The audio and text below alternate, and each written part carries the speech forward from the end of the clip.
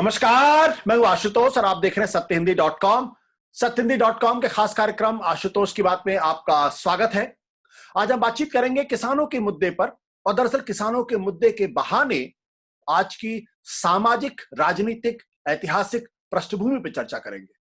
क्योंकि देश के अंदर आंदोलन तो आज की तारीख में थोड़े कम होते हैं, लेकिन जिस तरीके का यह आंदोलन है, क्या इस आंदोलन की तुलना अन्ना के आंदोलन से करनी चाहिए जिसने कांग्रेस पार्टी और कांग्रेस सरकार की नींव हिला दी थी, या इसकी तुलना हम कर सकते हैं जयप्रकाश नारायण के आंदोलन से जिसने इंदिरा गांधी को सत्ता से दूर फेंक दिया था, या इस आंदोलन की तुलना हम किसी से नहीं कर सकते। अपने आप में बिल्कुल अनूठा आंदोलन है। वैसे भी लोग ये कहते हैं कि जब जब देश नहीं बल्कि दुनिया के नक्शे कदम पर जब भी पेजेंट मूवमेंट हुआ है तो सरकारें हिली हैं। तो क्या वाकई यह आंदोलन इतना बड़ा है कि मोदी सरकार हिल रही है, या मोदी सरकार को इसकी चिंता भी है? तो कई ऐसे सवाल हैं, और सवाल यह भी है कि आखिर ये जो आंदोलन है, इस आंदोलन की जड़ें कितनी गहरी हैं। गहरी के साथ साथ वो कौन से सामाजिक और ऐतिहासिक कारण है जिसकी वजह से आंदोलन यहां तक पहुंच गया है। इस आंदोलन के पीछे सिर्फ आक्रोश है या कुछ लोगों का इंटरेस्ट? करेंगे चर्चा और बातचीत करेंगे हिंदुस्तान के जाने माने इंटेलेक्चुअल पुरुषोत्तम अग्रवाल जी से। लेकिन उसके पहले छोटी सी अपील। सत्यहिंदी.com एक कोशिश है पत्रकारिता को नए सिरे से स्थापित करने की। इस मुहिम में हमें आपकी मदद की जरूरत है।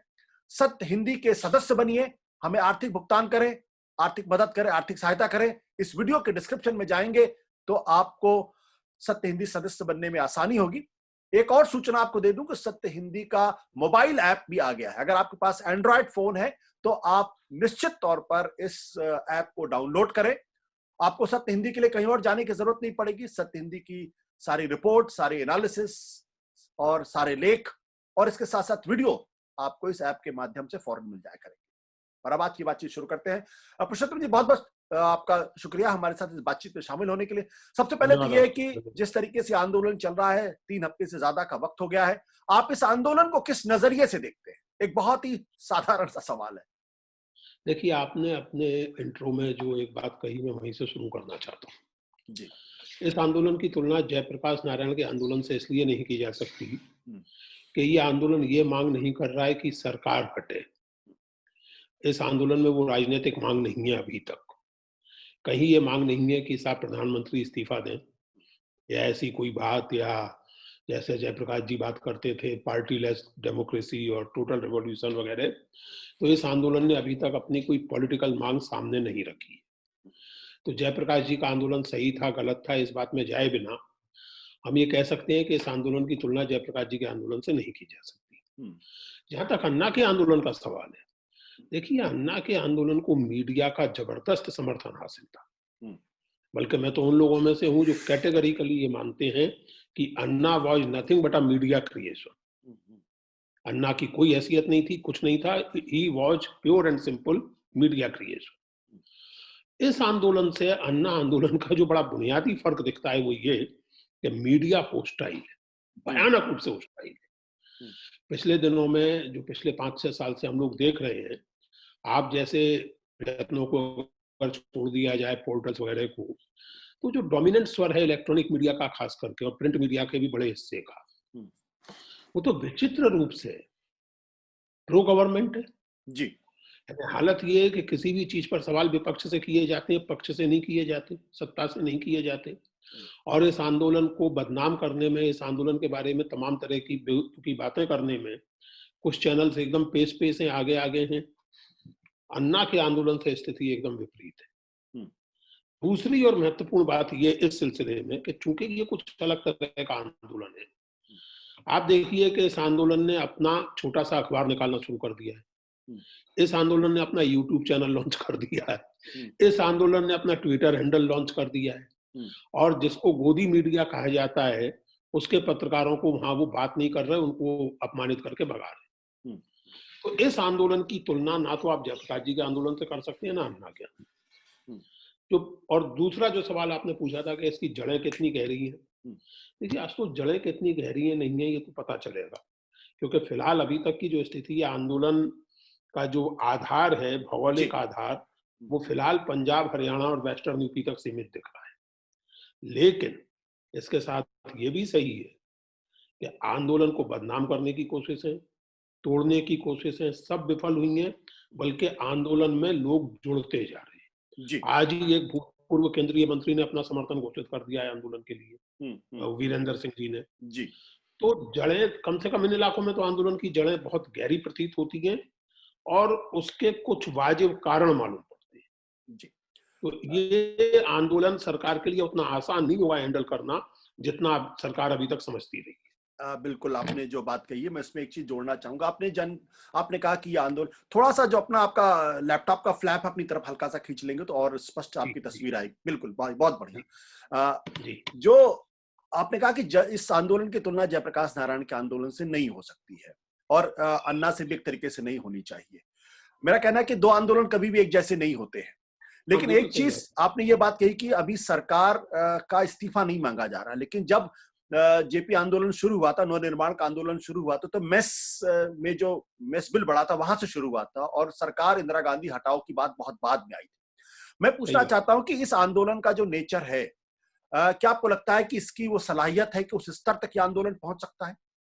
मुझे लगता है कि अगर उस स्तर तक आंदोलन पहुंचा तो उसमें आंदोलन की सलाहियत का योगदान कम होगा, सरकार की सलाहियत का योगदान ज्यादा होगा। जी।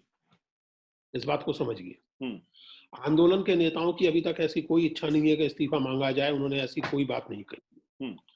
लेकिन जो सरकार के लोग हैं और उनका जो सोशल समर्थन बेस है, जो उनका इकोसिस्टम है, केवल वही नहीं बल्कि सांसद, मंत्री, मुख्यमंत्री जिस तरह इस आंदोलन को खालिस्तानी, पाकिस्तानी, भ्रमित, इस तरह की बातें जो कर रहे हैं, तो बजाय बात को संभालने के वहां लग रहा है कि अपने अहंकार में डूबी हुई सत्ता बात को बिगाड़ने में ज्यादा रुचि ले रही। इसीलिए मैंने कहा कि अगर ऐसी कोई स्थिति बनी कि आंदोलन खुलेआम सरकार के इस्तीफे की मांग करने लगे, तो उसमें आंदोलन की सलाहियत का योगदान कम होगा, सरकार की सलाहियत और सरकार को सलाह देने वालों की सलाहियत का योगदान ज्यादा होगा। 2014 के बाद से जबकि मोदी जी देश के प्रधानमंत्री बने हैं, कई हलकों में धीरे धीरे एक आक्रोश पनप रहा है। कई हलकों में, वो अल्पसंख्यक तबका भी है और दूसरे तबके भी हैं।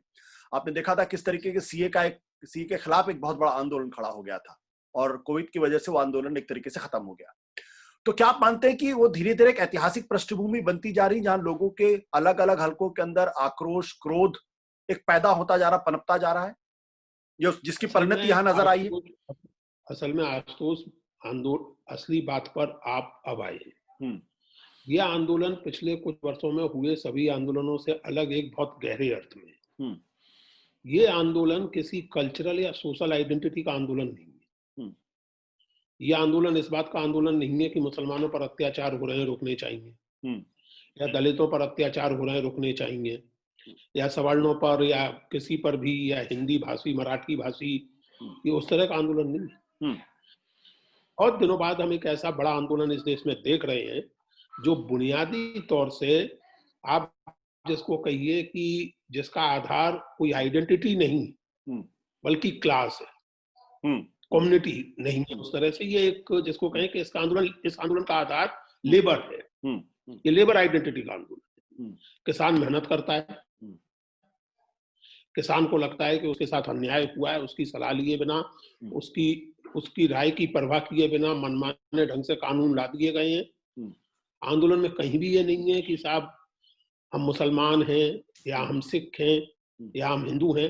ये लेबर ओरिएंटेड आंदोलन है। ये आंदोलन की सबसे बड़ी विशेषता है और मुझे इस बात पर बहुत चिंता है और बहुत दुख है कि आंदोलन के आप समर्थक विरोधी कुछ भी हो सकते हैं, लेकिन आंदोलन के बारे में जिस तरह की बातें की जा रही है, ये भूलते हुए कि मामला पंजाब जैसे सेंसिटिव प्रांत का है जी, मामला सिख कम्युनिटी जैसी कम्युनिटी का है जिसका योगदान आप नहीं भुला सकते और जिसकी अपनी एक ट्रेडिशन है उसको आप नहीं भुला सकते। उस आंदोलन पर बिना किसी आधार के अलगाववादी होने का, खालिस्तानी होने का, एंटी नेशनल होने का आरोप लगाना, मुझे समझ नहीं आता कि सरकार में बैठे लोगों की सोच क्या है। यानी क्या वो जानबूझ करके एक ऐसा माहौल, क्योंकि देखिए इस सरकार की एक प्रवृत्ति तो रही है हमेशा एक तरह से चीजों को कन्फ्रंटेशन के मूड में लेना जी, हमेशा एक तरह का पोलराइजेशन समाज में बनाए रखना, ये सरकार की जरूरत भी है और आदत भी है।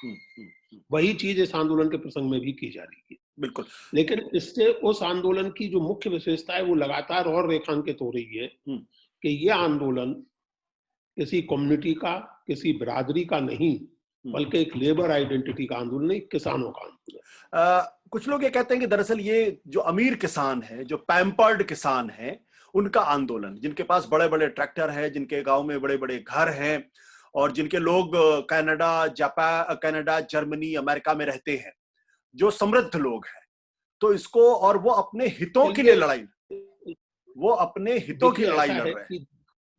देखिए, ये कहने वाले लोग एक बात भूल जाते हैं, क्योंकि कई बार ये होता है कि जब आप अपने तरंग में होते हैं तो सोचने समझने पर सबसे पहले बाधा पड़ती है।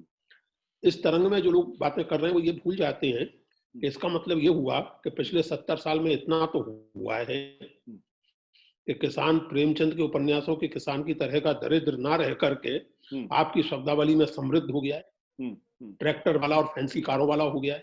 तो पिछले 70 सालों में इतना तो हुआ। यानी जो लोग इस तरह की बातें कर रहे हैं उन्हें शायद ये पता नहीं है कि वो जाने अनजाने पिछले 70 साल के डेवलपमेंट को कॉम्प्लीमेंट दे रहे हैं। ये एक सच्चाई है, एक वास्तविकता है कि ग्रीन रेवोल्यूशन के बाद से इस पूरे पश्चिमी खित्ते में और महाराष्ट्र में किसानों में समृद्धि आई है। समृद्धि आई है तो वो कोई चोरी चकारी से नहीं आई है, और समृद्धि आ गई है इसलिए किसानों को आंदोलन करने का अधिकार नहीं है। किसानों में कुछ लोग अंग्रेजी बोलने लगे हैं इसलिए वो किसान नहीं है, वो पिज्जा खाने लगे हैं इसलिए वो किसान नहीं है। ये क्या मानसिकता है भाई? यानी कोई व्यक्ति अगर बहुत बेहतरीन अंग्रेजी बोलता है तो वो क्या वो किसान नहीं रहता है, या वो मजदूर का बेटा नहीं रहता? ये क्या मानसिकता है? तो इसलिए ये बातें करना कि समृद्ध लोगों का आंदोलन है, सो व्हाट? मध्यवर्गीय लोग आंदोलन करते हैं, पत्रकार आंदोलन करते हैं, तो इस आधार पर मान लीजिए कि पत्रकार अपने हितों के लिए कोई आंदोलन करते हैं, प्रोफेसर अपने हितों के लिए कोई आंदोलन करते हैं, उनकी जो मांगे हैं, ट्रेड यूनियन डिमांड जो होती हैं, तो क्या वो इस आधार पर रिजेक्ट कर दी जाएंगी कि मध्यवर्गीय लोग हैं, संपन्न लोग हैं?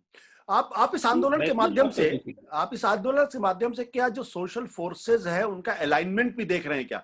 मैं ये बात इसलिए कह रहा हूं क्योंकि जब सीए का आंदोलन हुआ था, शाहीन बाग का आंदोलन हुआ था, तो पंजाब के बहुत सारे सिख आए थे जिन्होंने लंगर लगाया था, और अब जब ये किसान बैठे हुए हैं तो बहुत सारे मुस्लिम तबके के लोग हैं जो जाके वहां पर उस आंदोलन में अपनी सहानुभूति भी जता रहे हैं, जो भी उनको हो सकता है वो मदद भी कर रहे हैं। तो और सिख कम्युनिटी ज्यादातर इसमें शामिल है, ये तो कहने वाली बात है। तो क्या आप सोशल फोर्सेस का अलाइनमेंट देख रहे हैं क्या? देखिए, एक चीज आप तो जानते हैं इन चीजों को, आपका तो अध्ययन है। 2014 में पश्चिमी उत्तर प्रदेश में नरेंद्र मोदी की जीत का सबसे बड़ा सामाजिक कारण ये था कि वहां अगर पहली बार नहीं तो बहुत दिनों बाद वो जो सांप्रदायिक सोच है हिंदू वर्सेस मुस्लिम की, उसने जड़ें पकड़ी थी। वरना बहुत सारे सामाजिक सांस्कृतिक कारणों से पश्चिमी उत्तर प्रदेश में जाटों और मुसलमानों का एक अलायंस ये माना जाता था कि एक इलेक्टोरल अलायंस भी है जो चौधरी चरण सिंह ने बनाया था और जो लगातार चला रहा था। वहां हिंदू मुसलमान के आधार पर वोट नहीं होता था, अगर उसी टर्म्स में बात करें तो जाट गैर जाट के आधार पर वोट होता था, और जाट गैर जाट के उस डायनेमिक्स में मुसलमान आमतौर से जाटों के साथ होते थे। 2014 के चुनावों में आप इसको चाहें तो बीजेपी की सफलता कहें, ये जो एक बना हुआ सोशल अलायंस था ये टूट गया। ये टूटन 2019 में भी दिखी, वरना बीजेपी को इतनी सीटें उत्तर प्रदेश में नहीं मिलती जितनी इन दो चुनावों में मिली, और विधानसभा के चुनाव में भी। अगर इस आंदोलन से मिलने वाले संकेतों को हम देखें तो ये जो टूटन थी इसके दूर होने के कुछ संकेत दिख रहे हैं। दूसरी बात ये कि ये पुनः जो एक बहुत ही संकीर्ण और एक खाम-खामे समाज में भेद पैदा करने वाली मानसिकता है वर्तमान शासकों की, कि हर चीज को देश की एकता से जोड़ देना, हर विरोध को एंटी नेशनल कह देना। अगर शाहीन बाग में लोग आंदोलन कर रहे हैं, मैं फिर इसमें नहीं जा रहा कि सही या गलत, लेकिन चूंकि वो मुसलमान हैं ज्यादातर उनमें से, या यीशु मुसलमानों का एक तरह से, तो वो पाकिस्तान हो गया। यहाँ चूंकि आंदोलन का आधार जनरली पंजाब है तो ये खालिस्तान हो गया। ये बहुत बुरी बात है, और ऐसी स्थिति में विभिन्न सामाजिक तबकों का साथ आना या धार्मिक समूहों का साथ आना, एक अलाइनमेंट होना, इसका स्वागत किया जाना चाहिए। पुरुषोत्तम ये एक मिनट, ये स्वागत इसलिए किया जाना चाहिए कि ये अलाइनमेंट किसी रिलीजियस डिमांड के आधार पर नहीं हो रहा है। ये अलाइनमेंट इस आधार पर नहीं हो रहा है कि साहब सिखों की कोई धार्मिक मांग है जिसका मुसलमान समर्थन करने लगे, या मुसलमानों की कोई धार्मिक मांग है जिसका जाट समर्थन करने लगे। ऐसा नहीं है।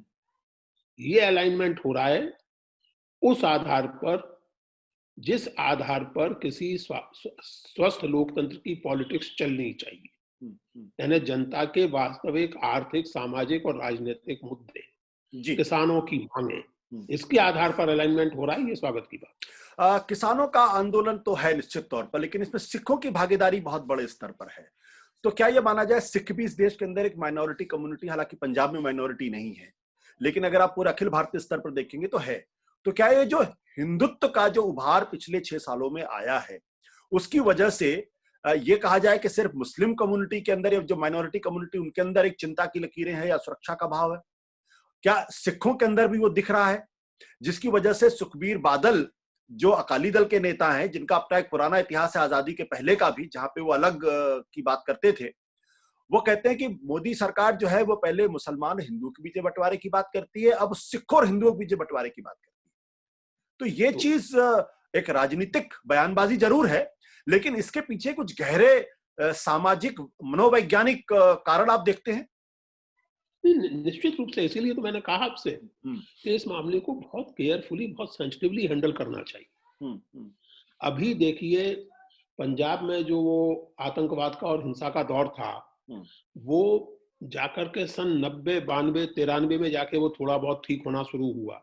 पिछले 10-15 साल से पंजाब में चीजें नॉर्मलाइज्ड हैं, पॉलिटिक्स नॉर्मल ढंग से चल रही है। अब उसमें एक आंदोलन खड़ा होता है, आप उस आंदोलन का विरोध कीजिए, आप कहिए कि गलत है, आप ये कहिए कि किसानों को लोग भड़का रहे हैं, आप ये कहिए कि हम साहब जो आरोप लगाते हैं लोग कि अडानी अंबानी के लिए काम कर रहे हैं, ये गलत है, हम तो किसानों के लिए काम कर रहे हैं, ये सब तो मुझे समझ में आता है। लेकिन आंदोलनकारियों को जब आप खालिस्तानी कहते हैं, आंदोलनकारियों को जब आप एंटी नेशनल कहते हैं, आंदोलनकारियों को जब आप ये कहते हैं कि वो भड़काए गए हैं, मूर्ख बनाए गए हैं, आप क्या मैसेज दे रहे हैं आशुतोष? और क्या फिर आप खास करके जब एक उसमें माइनॉरिटी कम्युनिटी, और देखिए सिख बड़ी यूनिक माइनॉरिटी कम्युनिटी है, वो आबादी में भले ही हिंदुस्तान भर की आबादी में 2-3% हो, लेकिन सेना से लेकर उद्योग तक, एजुकेशन से लेकर फार्मिंग तक, कहीं भी सिख माइनॉरिटी कॉम्प्लेक्स से पीड़ित नहीं है। और ये बात केवल हिंदुस्तान के बारे में नहीं बल्कि दुनिया भर के बारे में सोचे। मुझे मजाक में कहा जाता है कि चांद पर भी आप जाएं तो सरदार जी मिल जाएंगे। तो दुनिया भर में ये कम्युनिटी फैली हुई है, इसने अपनी मेहनत से अपनी उससे एक जगह बनाई है। उस कम्युनिटी को आप इस तरह प्रोवोक करें या इस तरह एलियनेट करें, ये देश की एकता के लिए अच्छा नहीं है। आपने एक जो सवाल जो इस आंदोलन के दौरान बड़ी तेजी के साथ उभरा, और वो बिल्कुल नई बात नहीं है कि इन आंदोलनकारियों को एक तरीके से खालिस्तानी, पाकिस्तान परस्त, चीन परस्त बताने की कोशिश की जा रही है। इसके दो पहलू। पहला सवाल तो मेरा आपसे ये कि ये जो आंदोलन है, एक ये हिंदुत्व के बरक्स, हिंदुत्व की प्रतिक्रिया में है क्या? पहला सवाल ये, क्योंकि लोग ये कहते हैं कि जो 90 के बाद के दशक में जो बैकवर्ड पॉलिटिक्स शुरू हुई, जो जातिवादी राजनीति जिसको कुछ लोग कहते हैं, उसके जवाब में हिंदुत्व की राजनीति खड़ी हुई, और अब हिंदुत्व की राजनीति जो कि बहुत मजबूती के साथ खड़ी है, तो उसके प्रतिक्रिया में भी कुछ सोशल फोर्सेस खड़ी हो रही हैं। आप इसको इस समाजशास्त्रीय नजरिए से भी देखते हैं, या ये बहुत जल्दबाजी है कुछ कहना? ये नतीजा निकालना बहुत जल्दबाजी हो। ये कहना कि ये आंदोलन हिंदुत्व की राजनीति की सामाजिक प्रतिक्रिया के कारण हो रहा है, ये मैं ऐसा नहीं मानता। ऐसा मुझे कुछ नहीं लगता। लेकिन सरकार जिस तरह हैंडल कर रही है, रादर मिस हैंडल कर रही है, उसके चलते ये खतरा जरूर है। खतरा है एक नया पोलराइजेशन खड़ा हो जाए। उससे सरकार को, मेरी प्रार्थना है सरकार और सरकार के समर्थकों से, खास करके मीडिया के लोगों से, जिस तरह की प्रोवोकिंग हेडलाइंस आप बना रहे हैं, किसने भड़काया, खालिस्तानी एलिमेंट कहां से आए, हजारों लाखों लोगों की भीड़ में एक किसी बेतुके आदमी ने कुछ कह दिया, कोई नारा लगा दिया, आप उसको पूरे आंदोलन की वॉइस बना के पेश करेंगे? तो ये हरकतें जो हो रही हैं, ये बहुत चिंताजनक है। बिल्कुल, मैं ये नहीं मानता अभी कि ये आंदोलन फिलहाल हिंदुत्व की राजनीति की प्रतिक्रिया में है, लेकिन अगर इसको मिस हैंडल किया गया तो मैं फिर से कहूं आपसे और आपके माध्यम से दर्शकों से, इसके नतीजे सचमुच बहुत दुखद हो सकते हैं। अब मैं इसी जो मैंने सवाल पूछा था उसका दूसरा सवाल, उसका दूसरा अंग है, मैं वो सवाल आपसे पूछ रहा हूं कि जो विचारधारात्मक पार्टियां होती हैं, जो विचारधारा होती है, उसमें अस वर्सेस डेम होता ही होता है। अगर आप कम्युनिस्ट विचारधारा को ले या हिटलर की विचारधारा को ले, तो सारी विचारधाराओं में एनिमी ऑफ द स्टेट या एनिमी ऑफ द आइडियोलॉजी या जो एक शत्रु भाव होता है, क्योंकि उसके इर्द गिर्द सारा पोलराइजेशन होता है। तो क्या ये सरकार अपने स्वभाव में अपनी विचारधारा की एक तरीके से बंधक है कि वो हर चीज को जो उसके खिलाफ लगती है, जो उनकी आलोचना करती है, उसको उसी नजरिए से देखती है कि ये लोग देश के दुश्मन हैं? और देखो ये नजरिया क्या सही होगा कहना कि अगर सीए के खिलाफ अगर मुसलमान खड़े हो गए तो उनको फिर उसी तरीके से बात करते हो, फिर उन्हें किसी हद तक उनको क्रश करने की कोशिश की जाती है। आपने उत्तर प्रदेश के अंदर देखा, या दलित अगर कहीं खड़ा होता तो उसको उसी तरीके से क्रश करने की कोशिश की जाती है, नेशनल सिक्योरिटी एक्ट लगा दिया जाता है। अब किसान खड़ा हो गया है जिसकी कोई, आपने बिल्कुल सही कहा, कोई कल्चरल आइडेंटिटी नहीं दिखाई पड़ती, रिलीजियस आइडेंटिटी नहीं दिखाई पड़ती, लेकिन उनको भी, जो कि हिंदुस्तान के हर गांव में और हर शहर में मौजूद है, उनको भी आप खालिस्तानी और आतंकवादी बताने की कोशिश कर रहे हैं। ये उस ग्रामर का हिस्सा है क्या? बिल्कुल सही बात है, ये बिल्कुल ठीक आप कह रहे हैं। ये जो ग्रामर है कि जो विचार का या सत्ता का विरोधी है वो देश का विरोधी है, असल में ये जो एनिमी ऑफ पीपुल की धारणा है ना जी, ये तमाम टोटलिटेरियन अथॉरिटेरियन सोसाइटीज की और उनके दिमागों की विशेषता है। आप, और यहाँ प्रॉब्लम क्या होती है कि इसमें कोई एक व्यक्ति प्रतीक बना दिया जाता है जानबूझ करके। जैसे अगर आप स्टालिन का विरोध कर रहे हैं तो आप सोवियत संघ का विरोध कर रहे हैं जी, आप हिटलर का विरोध कर रहे हैं तो आप जर्मन राष्ट्र का विरोध कर रहे हैं। ठीक वही स्थिति आप यहाँ देख रहे हैं कि अगर आप नरेंद्र मोदी की किसी भी नीति के विरोधी हैं तो आप एंटी नेशनल हैं। This is a strange situation. यानी कोई स्पेस ऐसा नहीं है कि जहां मैं ये कहूं कि साहब, जैसे मैंने आपसे कहा कि आगे क्या होगा नहीं पता, लेकिन अभी तक तो आंदोलन ने कोई राजनीतिक मांग की नहीं। आंदोलन ने सरकार का इस्तीफा नहीं मांगा, प्रधानमंत्री तो छोड़िए, आंदोलन ने एग्रीकल्चर मिनिस्टर तक का इस्तीफा नहीं मांगा है। ऐसे आंदोलन को, जो एक क्लासिकल ट्रेड यूनियन आंदोलन जिसको आप कह सकते हैं, जो कुछ आर्थिक मांगों को लेकर के है, कुछ एडमिनिस्ट्रेटिव मांगों को लेकर है, लेकिन चूंकि वो सरकार के द्वारा हड़बड़ी में लाए गए एक अध्यादेश के खिलाफ है, इसलिए वो बाई डेफिनेशन प्रधानमंत्री के खिलाफ है। प्रधानमंत्री के खिलाफ है तो वो देश के खिलाफ है। वो लोग एंटी नेशनल है क्योंकि प्रधानमंत्री, तो भाई प्रधानमंत्री को विष्णु का 11वां अवतार उनके प्रशंसक मान सकते हैं, भारत का हर नागरिक तो नहीं मानेगा। और या फिर वो सिद्ध कर दें कि वो विष्णु के 11वें अवतार हैं, और तो जाहिर है कि मतलब आप हर चीज को इस तरह बनाएंगे तो कैसे चलेगा। आपसे आखिरी सवाल, इसकी परिणति क्या दिखे आपको नजर आती है? जिस तरीके से सरकार कन्फ्रंटेशन के रास्ते पर है, किसान इस ठंडक में बैठे हुए हैं, एक चीज और भी है कि अखिल भारतीय स्वरूप अभी इस आंदोलन का नहीं है।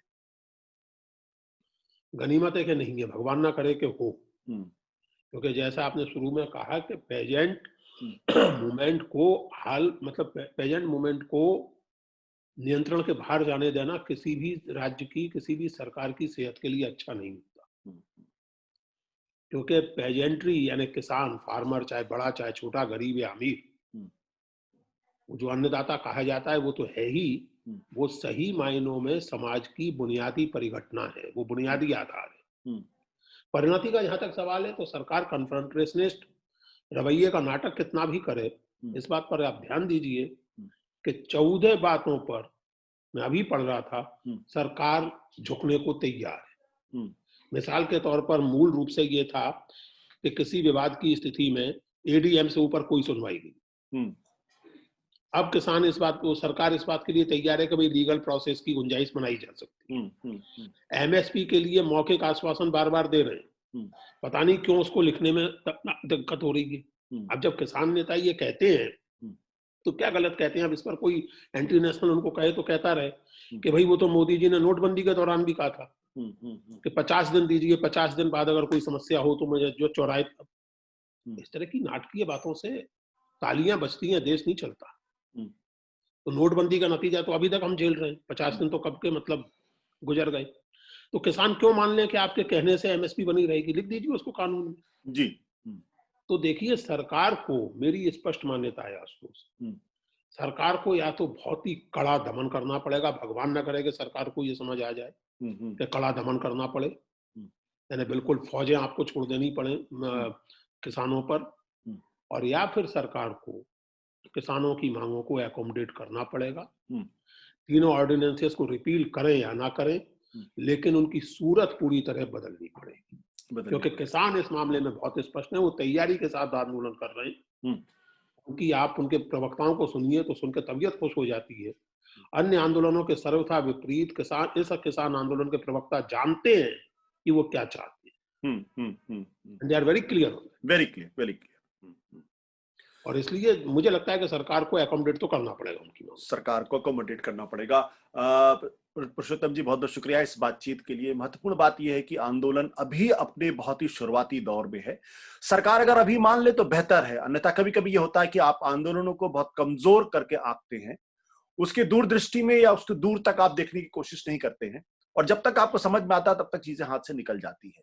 मुझे लगता है कि जेपी के आंदोलन से जो एक सबक लेना चाहिए कि मेस बिल से शुरू हुआ था आंदोलन, और अंत में न केवल वो गुजरात की सरकार को ले गया बल्कि इंदिरा गांधी को भी कुर्सी से उतार गया। तो ऐसे सबक लेने चाहिए। इसी तरीके से अन्ना के आंदोलन को भी शुरू में कमजोर करके आका गया था, बाद में अकोमोडेट करने की कोशिश की गई, और नतीजा ये हुआ कि 2014 में कांग्रेस की बुरी गत हुई, और ऐसी गत हुई कि अभी तक उठ नहीं पाई है। उम्मीद करते हैं कि नरेंद्र मोदी के बारे में माना जाता है कि पॉलिटिक्स अच्छी तरीके से समझते हैं और करते भी खूब है। तो वो अगर नहीं समझ रहे हैं तो फिर यही कहा जाए कि इतिहास अपने आप को दोहराएगा। नमस्कार, धन्यवाद, शुक्रिया। सत्य हिंदी का ऐप डाउनलोड करें गूगल प्ले स्टोर पर।